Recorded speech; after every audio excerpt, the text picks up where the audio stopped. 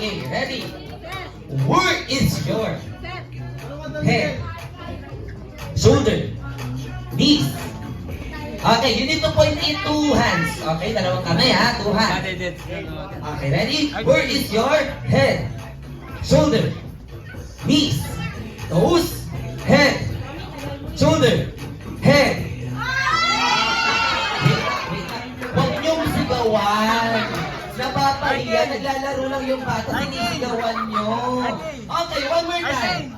Word is your head, shoulder, knees, toes, head, shoulder, head. Okay, you find the home part, so you need to take your seat. Congratulations! And also for baby girl, thank you so much. Okay, next one, next one.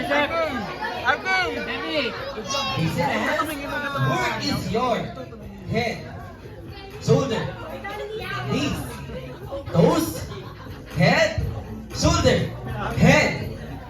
Okay, you find the home part, so you need to take your seat. Congratulations! Thank you so much. One more. Here, Kuya. Thank you so much. Take your seat. Congratulations. Okay, next one. Okay, listen. Kuya, listen ha. Listen. Listen. This time, tatagalogin naman natin. Can you understand Tagalog? Who among of you can understand Tagalog? Okay, congratulations. Pula po tayo. Joke lang. Okay. Sige, English na lang. Para mauubos yung English spoken ko ngayong araw na ito Okay, listen.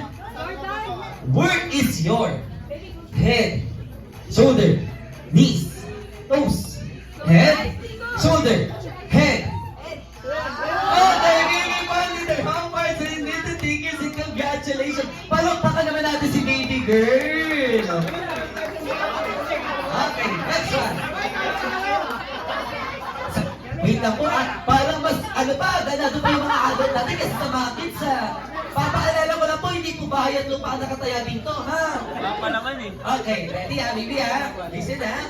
Word is your head, shoulder, knees, toes, head, shoulder, head.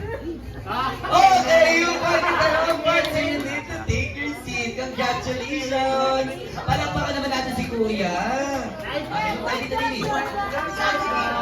Okay, this time, mas pipilisan pa natin, okay? Ang unang magkakamali, ma-out ha? Okay. Word is your head, shoulder, knees, toes, head, shoulder, knees. Okay, you find the wrong word for, so you need to take your seat. Congratulations!